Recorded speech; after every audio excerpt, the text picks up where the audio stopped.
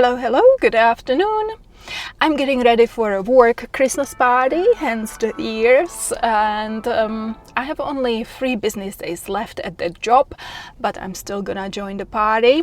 You guys are often asking me about my budget. How much do I spend living in a van in Australia? And I am always like, I don't know, I don't have budgets. See, growing up poor can go either way, I think. Either you grow up into an adult that feels like they have to catch up on everything they were deprived of in childhood. They buy luxury items, they eat out, they get into debt, and they are basically very irresponsible with money. And then you have people who remember what it was like not to have money, and they never ever want to be in that situation again. So they are naturally really good with their money, they are very careful with spending, and so I don't really have budgets because I trust that I am not wasting money. And we are not gonna be talking about this. I really needed the drone, okay? I have a number in my head that I think I should be able to live on, but the problem is that number has been the same for several years now, but the things got somehow more expensive in the meantime. So I don't think that number is correct anymore. And because I should know better and you are a bunch of curious people, I have tracked my spendings for the last month, and we are now going to have a look at it. So on day 1, I bought nothing. Very good start. On day 2, I went and bought a bunch of bananas for smoothies and a bag of onions, very random. And it cost me $10.79. I should also say I am in Australia, so I'm talking Australian dollars. 1 Australian dollar is, I think, 65 American cents. So just so you know. By the way, can you believe the price of bananas right now? I also ordered shelving for the van because I was getting absolutely sick and tired of the mess in those window cavities and how hard it was to get anything out of there. The shelves were $49.71. On day 3, I bought nothing. On day 4, I bought food for $65.07, and I also refilled my LPG bottle for $10. I buy LPG every 2 to 3 months. On day 5, my car insurance came out and it was $115.27. Now we are on day 5 and I've already reached $250, which is the number I used to have in my head that I thought I should be able to live on. So I was kind of praying that I don't spend any more money that week, but my fuel gauge was getting kind of low, and also on day 6 in the morning I felt like I want to use someone else's bathroom, and so I went and took some fuel in the morning. The fuel was $87.64. Now I was really hoping not to spend any more money on day 7, but my monthly contribution to Paul Watson's foundation went out at $54.40. I have been supporting Sea Shepherd, or now Paul Watson's foundation, directly ever since I saw Seaspiracy. It's very important to me to contribute to the protection of the oceans. You know how much I love whales and dolphins. So that's almost $400 for the first week, and that's way more than I thought, but I'm staying optimistic because a lot of these payments were monthly. That means the next weeks could be much cheaper. On day 8, I bought nothing. On day 9, my YouTube Premium subscription came out at $20.81. On day 10, I bought some food for $60.24. On day 11, I bought nothing. On day 12, I again bought some food, and it cost $22.97. On day 13, I wanted something sweet after work, so I went to Spatchet. I don't go to Spatchet much, mainly I go there for my pate obsession. Unfortunately, they changed the recipe of the mushroom pate, so now it's hardly edible. But thankfully the paprika one is still pretty good. And sometimes I buy my favorite marzipan chocolate there. But today I got golden kiwi fruit and some bickies for work. Yeah, I don't eat as healthy as I would want to behind the wheel. I'm really glad I will be quitting soon, because then I will eat healthier again. So that cost me $19.92. On day 14 I bought nothing, and so this week came to $124.94, which definitely made up for the first week that was very expensive. Whew! On day 15 I bought nothing, 16 nothing, day 17 I bought food for $51.06 and toothpaste for $5.40. I also went to an op shop, which is what Aussies call a second-hand shop, because I was looking for some work pants. The ones I have are too thick and summer is starting and I'm melting. I found a pair that would have been great, but they were a little too big for me. So I decided to just suck it up for the last 4 weeks of work, and I bought a shirt instead. And that shirt was $7. On day 18 I bought food for $19.62, and because I went for a trip I got some fuel and paid $54.40. Day 19 I got some more food, $23.17.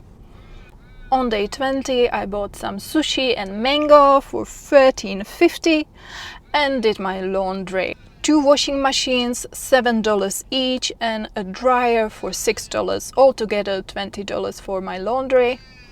And then I went and bought some shampoo and conditioner because it's very dusty in my workplace and my hair is super dry. So I decided to buy a bit more expensive shampoo and conditioner, even though usually I just buy the cheapest one. On day 21 I spent nothing, and that makes the week's total $232.15, which is still pretty good.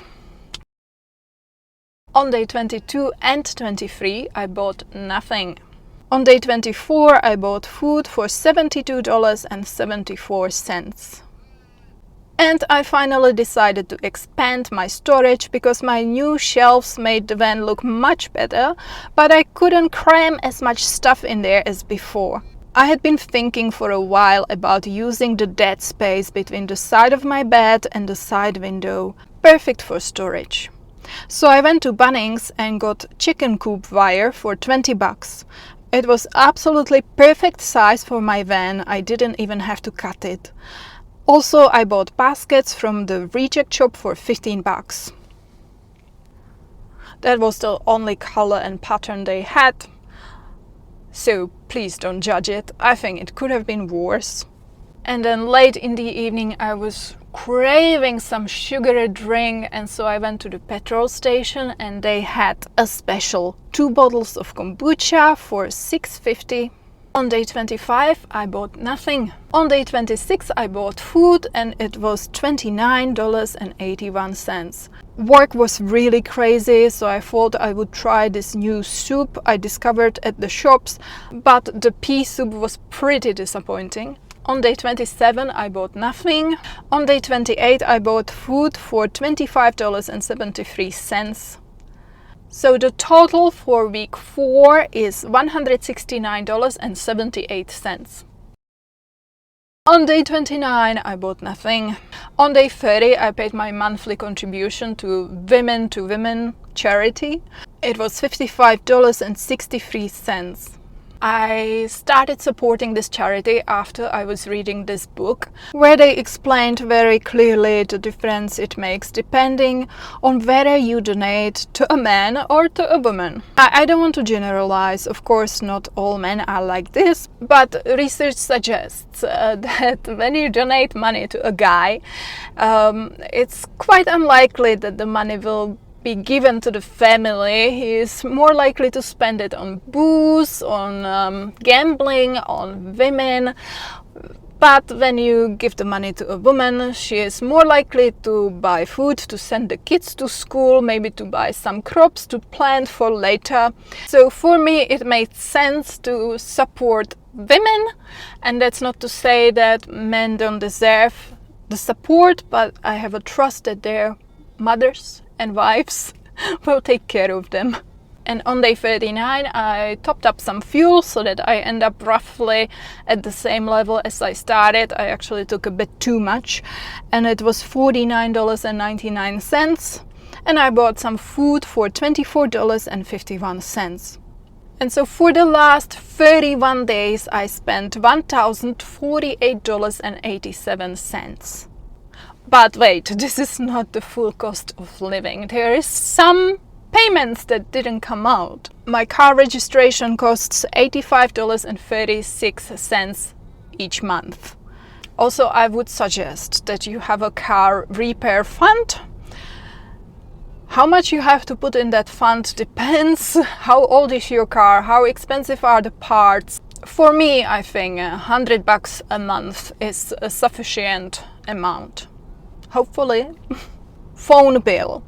I have prepaid a big chunk of data, so the price will depend how long I can stretch this data, but let's say it's gonna be about $40 a month for my internet. Contacts. Yes, I wear contacts and they cost me $10 a month. Showers. I'm very fortunate that in the area where I am, it's plenty of showers. 3 of them are hot and they are free. No cost. What's the difference between free and free? 3 and free. During winter I was going to a spa pool at least once a week, and that was costing me $9.50. And so that brings the total up to $1,284.23 per month. So roughly $1,300 a month is what I need to live on. Altogether, I spent $84.71 on car improvements, which is something that doesn't come up every month, but I would leave it there as a miscellaneous spending because other things always come up, like cleaning products, toilet paper, toilet chemicals, dishwashing or laundry detergent, hygiene products, soap, deodorant, baby wipes, eating out. I eat out very rare, usually with friends. Clothes, entertainment, for example, cinema or books. Alcohol. I didn't buy any last month, but sometimes, especially when I have a really hard day at work, or if I have a particularly painful period, I will have a ginger beer or a glass of wine. Speaking about periods, I don't spend any money there because I am using the menstrual disc and I'm very happy with it. And then there are other possible expenses that can be very individual, depends how much you travel. I mean, flight tickets, accommodation. When I go away, I pay $25 a week to park at a lady's garage. I found her through Facebook, and it's very well worth the peace of mind I have when I am gone. Sometimes I pay for campgrounds, but not last month. Altogether, I spent $445.63 on food. Could I go even cheaper? I could. 2-minute noodles are cheap. Have you tried 2-minute noodles with peanut butter? But I believe that what I save now on food, I will be paying tenfold times later for medical bills. So this is a corner that I would not like to cut. But honestly, I'm actually really surprised that I spent less than $15 a day on food, because everybody keeps complaining how food got really expensive, families are struggling. I have seen multiple videos where people are saying Australians are starving, it's impossible to survive now, and while by no means do I want to laugh about it, I really believe that families can be in a tight spot right now, and people who live off pensions, they can really struggle these days. But what I really had to laugh about was that some people thought this would be a great example to prove that Australians are starving. 30 cans of Coke for $50. And I'm just like, dude, you are not starving if you cannot afford diabetes in a can. Like, if this is what it takes, if you have to stop buying that, but you can still afford food, I applaud that, and your body will applaud it as well. It's much healthier for you to drink water, and water is cheap or even free. My biggest expense, of course, is the car. Insurance is $115.27, registration $85.36, repair fund $100, fuel was $192.03, and that comes to a total of $492.66, so almost $500 a month. Okay, there is a question I see a lot. Is it cheaper to live in a van or in a house? And for me, it's a no-brainer because, especially here in New Zealand and in Australia, things tend to be quite remote and most people have cars. Anyway, I would always have a car even when I lived in a house. So that's not a cost that I have instead of rent. It's a cost that I would have on top of rent. But for people who live in cities or in countries with a good public transport, it's a valid question. Do I see some easy ways to decrease my spending? Absolutely. I could get rid of YouTube Premium any day. Then there are my charity donations that come to $110 in a month. And when it comes to donating money, I have like two voices in my head. On one hand, it's like, Jana, that's over $1,300 a year. That's another whole month of your expenses. You could invest that money, reach financial independence faster. You could go on a trip to the Maldives. On the other hand, it's like, you are incredibly lucky to live in a safe country with good wages and a roof over your head, while there are people starving, working in sweatshops, living through war, and the planet is literally burning. You should be giving more. Don't be selfish. And so it's about finding the delicate balance, giving enough so that you are contributing to something good, but not too much so that you're not putting yourself under financial strain. And I would quite like to know, what is your approach to donating money? Because this is one of those areas where emotions and logic collide pretty hard. So hopefully I have answered your questions, haven't forgotten anything. Let me know in the comments, what is your budget? Are you living on less or more? Can you see any more corners I could cut? What is your approach to donating money? Was there anything that surprised you? Thank you for watching, and I will see you next time.